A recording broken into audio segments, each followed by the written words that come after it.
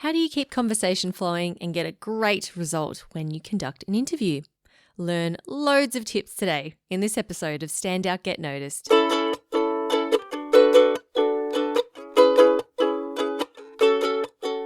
there, Rockstar, and welcome to episode 296 of Stand Out, Get Noticed.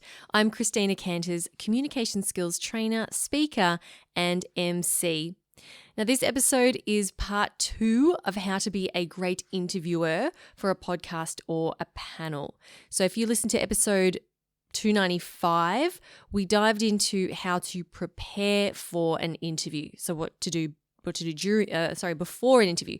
Today, we're exploring what you can do during an interview to help your guest feel comfortable, to keep the listener engaged, and to keep the conversation flowing.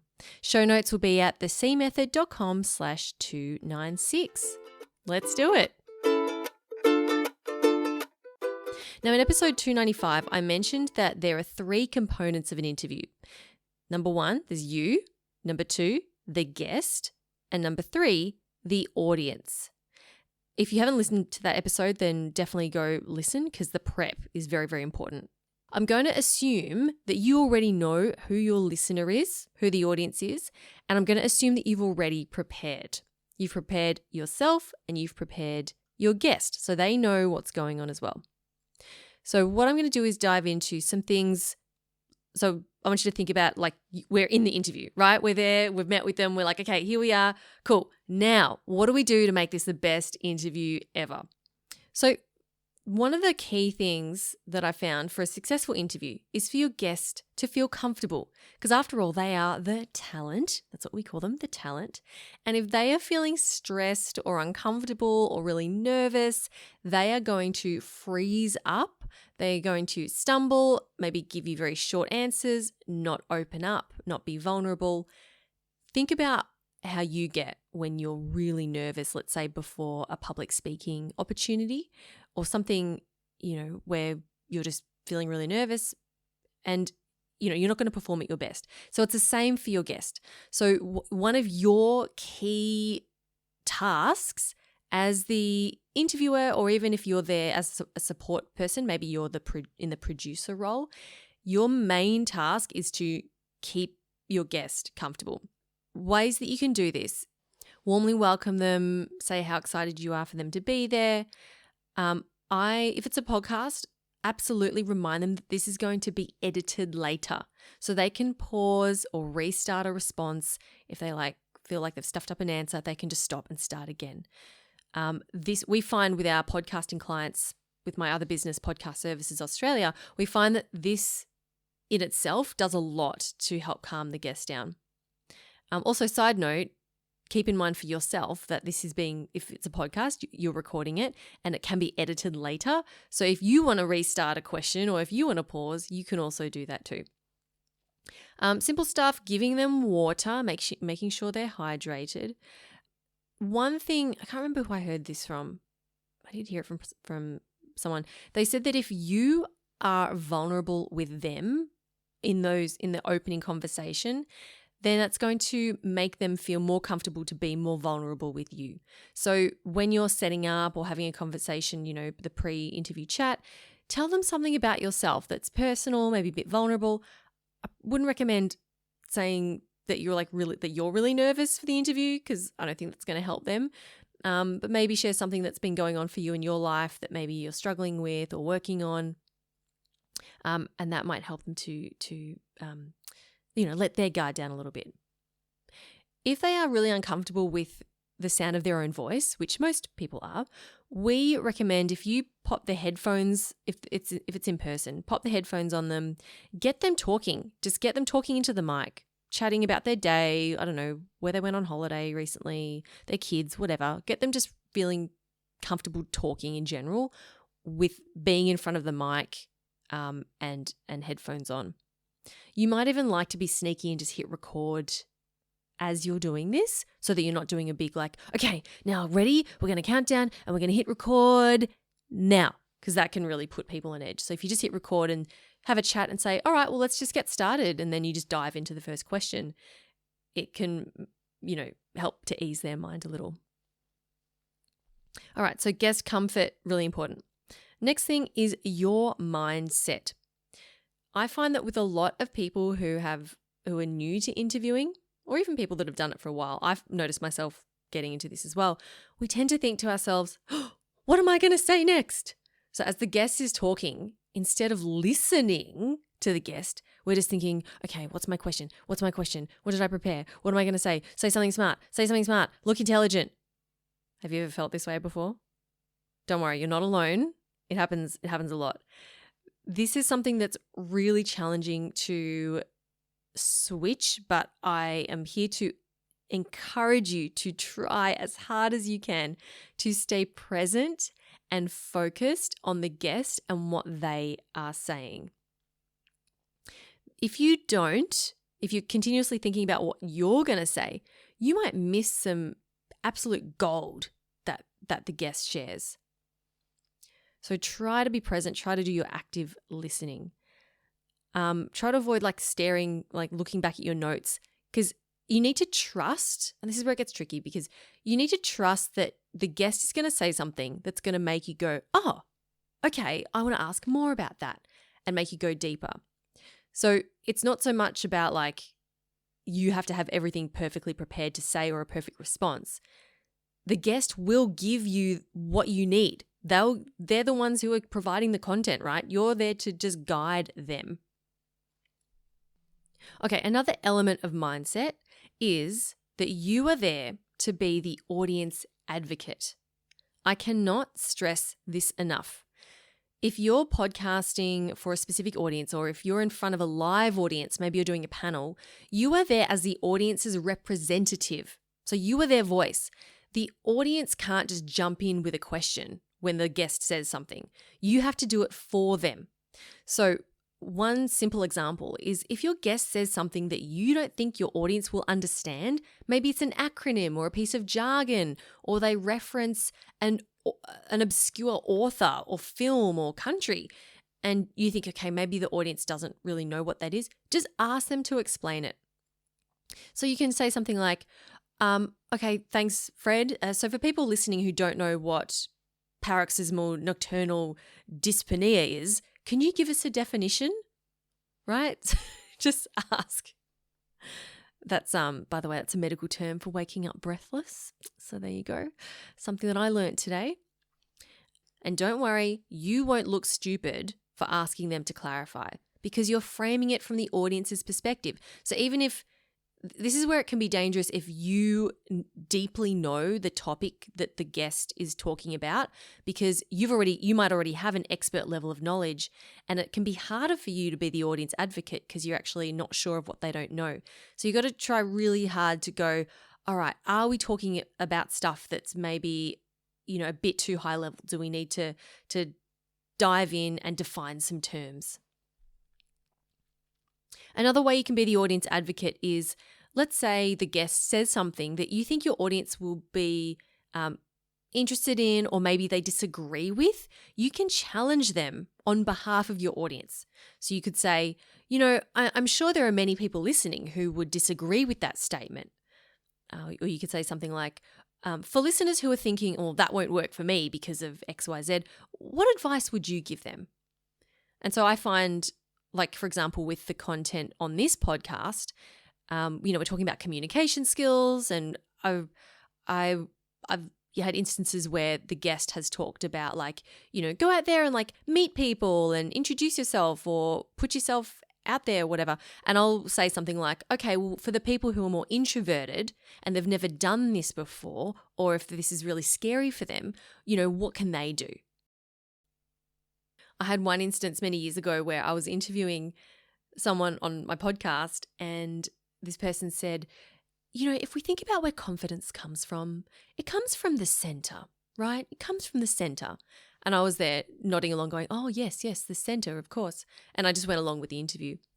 And then a few days later, I was at my co-working space, and I had someone come up to me, and he was a podcast listener, and he said, Christina, normally I love your podcasts, but that last interview, what did that person mean by confidence comes from the center? What does that even mean? I wish you would have just challenged the guest on that and just said, what do you mean by that?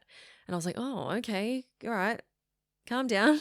But like, it was a really good lesson for me in going, okay, if something doesn't make sense to me, then maybe, I need to pull my guest up on it. So I've made an effort to do that since then.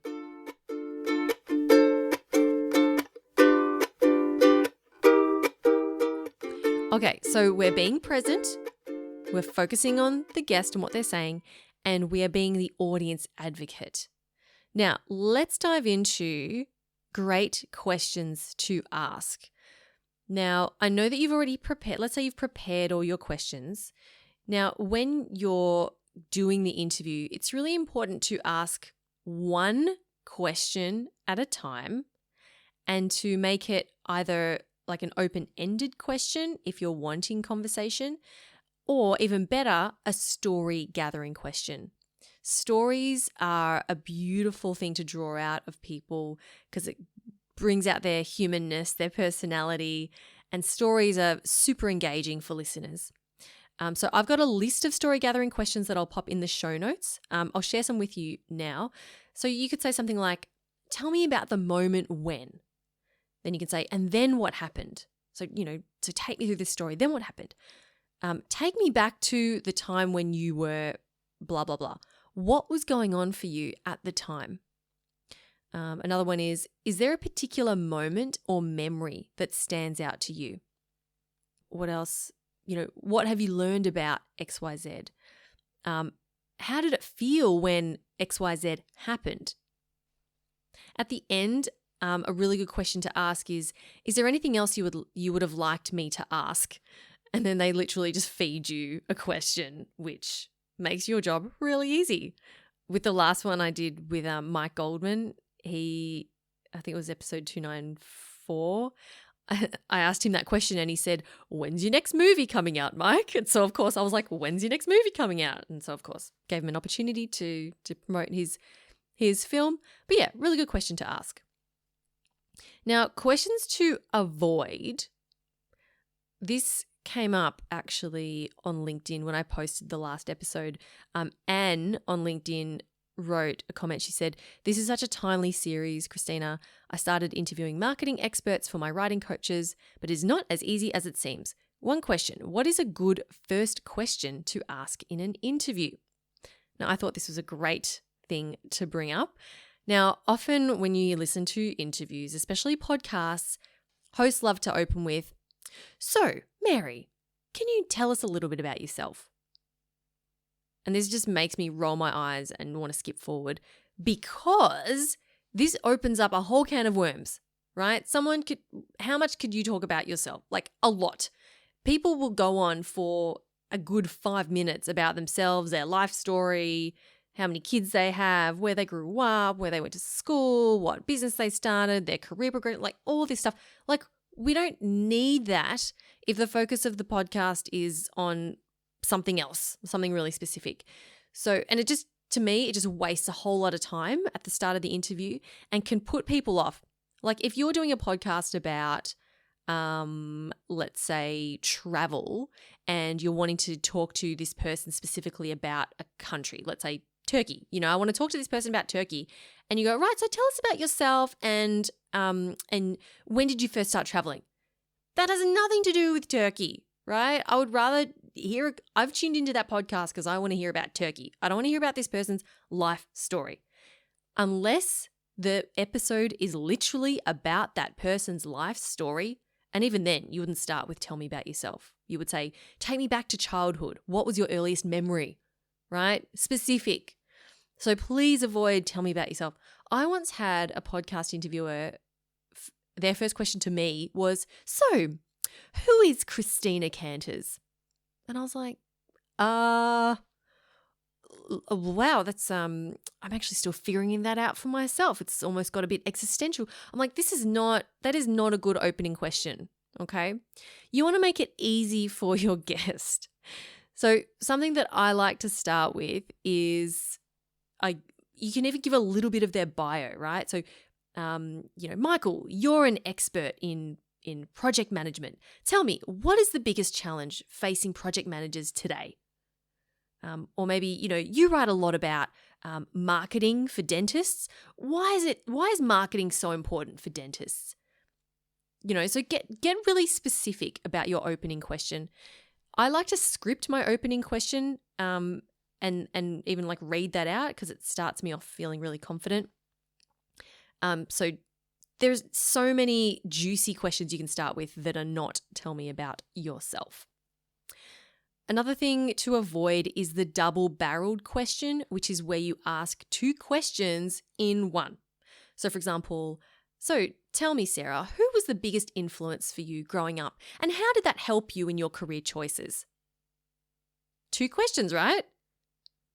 Better if you pick one. So let's start with, so tell me, Sarah, who was the biggest influence growing up? Then they talk about the biggest influence. And then after you've got some of that story, then go into, and tell me, how did that person then help you in your career? Right? Much better. Otherwise, the guest is there going, which one do you want me to answer? Like the first one, and they just might get confused. Another thing to avoid is questions when you feed them the answer. And I suspect that this happens because the interviewer does not trust that their question is clear enough, so they feel like they have to over-explain it to the guest. So this then comes back to your mindset as an interviewer. You need to have your question and just trust that it's a good question and that your guest isn't an idiot and they can answer it. A question where you feed the answer would look like, so Sarah, what was the secret to your success? Do you think it was to do with having great mentors? Was it like right place, right time? Was it just hard work? Was it your social media prowess? I mean, what was it? What was the secret to your success? So can you see what I did there? Like a really long paragraph of just rambly questions where you're throwing in a bunch of answers. Now, that does not make for very concise, crisp communication. And also, it's actually not fair on your guest because you're kind of telling them, you're like prompting them to answer when it could have been something completely different. Now, if this is a podcast and it is being edited later, you may like to just edit yourself out. And I've done that many times before because don't get me wrong, I've done this a lot. Trust me, I'll go back and edit my episodes and I'll go, oh my God, that was such a long-winded question. And I'll spend more time actually editing myself out more than the guest. But it's good learning because then I learned to not be so long-winded. But you as the host, you need to trust that the question is fine as is and you don't need to add anything else to it, okay? All right, let's move on to how to keep on track. Podcast listener Emma, who inspired the last episode, one of the questions she asked me was, how do you keep on track, especially if you have someone who loves to go on and on and on and on? She also writes, I admire radio and podcast interviewers who can really wrap up a responder, especially the ones who are interviewing a politician. Yes, I agree, Emma, and this is a really good question. So I've got some tips for you here. These are my 5 tips for you. Step 1, first is if you agree to the key takeaway of the episode before you start, it gives you a return point to guide them back to. So, and I talked about this in the last episode, we want to agree on what the end goal of that episode is. And if you remind your guest of this at the start, it can help to then bring them back. So if they go off track, you can say, okay, Sam, let's bring it back to our main topic now. Sam, I know the key takeaway for this episode was for the audience to learn about this. So let's keep on track. You can keep it humorous and enthusiastic. So always enthusiastic, right? So Sam, I'd love to talk about your vintage teacup collection all day. Well, what we really are here for is to talk about your career journey. So my next question is, make it fun, make it lighthearted. Number 2, you can, if it's in person, it's easier. This is easier. But you can use your face to show you want to say something. Like if you're just like nodding along rhythmically, they're going to think, oh, I should keep talking because this person's nodding at me. But if you widen your eyes and open your mouth and maybe raise your hand like you're about to say something, then that might give them the sign to like, oh, okay, this person wants to ask a question. Number 3, here's a trick that I learned from Louise Marler, who I interviewed in episode 273. She's an expert in body language and vocal tone, and she's amazing. Definitely go listen. She says that if you need to interrupt, you need to interrupt at the same pace and energy level as the speaker. So think about it like, when you see the sprint relays, like the 4x4 sprint relays, and the runner is like racing with the baton and they have to pass it to the next runner. The next runner isn't just standing still when they take that baton, right? The next runner is sprinting. They get up to a sprint, and then the first runner passes the baton. I don't know how to say baton to them, so that the baton basically is like at the same pace the whole time. So think about that. When someone's speaking and they're like blah blah blah blah blah blah blah, you need to go, yes, and John blah blah blah blah blah blah blah blah blah. It's really hard to interrupt when you're like, yes, and if you're like being hesitant and like quiet and trying to jump in, you want to be like blah blah blah blah blah blah blah at the same time as them. Now, for my introverts out there who are maybe not so skilled at jumping in the moment, I know that might be a little bit more challenging for you, but just like embrace your inner extrovert. I know you can do it. Just go, I'm just going to lean in to that inner extrovert and like just do it for this one moment. I know you can. So when you interrupt, you got to wait for that really slight break and go, yes, and that's fantastic. And right? And keeping the enthusiasm high. You don't want to be like, stop talking. You don't want to be like angry, right? It's always done with the most respect and love for your guest. Another thing you can do, number 4, you can use this phrase that I really love, and you can use this in other situations in your life as well. You can say, can I pause you there? And you use this with an excited tone as well. Can I pause you there? I'm really excited about something that you just said. And I love the word pause because you're not saying stop. You're not saying I'm going to stop you. You're saying I'm just going to pause you for a moment, and you can keep talking in a moment, but I'm just going to hit the pause button, right? I was giving some feedback to one of our podcast services Australia clients. She's the HR manager of a really large company in Australia. And for their podcast, she was interviewing a senior leader and this senior leader was saying, well, then I moved to cities with my fiance, and then my fiance and I broke up, and then we called off the wedding. We had bought a house together, and then one of my main business relationships broke down. And she was just going on, like dropping all of these massive things that had happened. And my client was kind of going, oh, yes, and kind of like nodding along, yes, okay. And my feedback to her was, you could have said, wait a second, can I pause you there? What do you mean you broke off your engagement? Can we, like, what was that like for you at the time? So there's certain times in an interview where you want the guest to pause and like dive into something that they've just said instead of skimming over the top, because they might have said something really profound or something really big that happened in their life that they glossed over. You can jump in and say, wait, maybe not wait. I mean, it depends on your personality, but I like to say, can I pause you there, Fred? You just said something that really captured my attention. Can we go back to that? What was that like for you at the time? And then my final tips is number 5 for how to keep on track. Look, this is like worst case scenario. If they just go on and on and on and on, just think to yourself, well, at least I can edit this out later. Oh, I do have a bonus tip for you. So when it comes to wrapping up, you can have a wrap-up question scripted, just like you have an opening question scripted.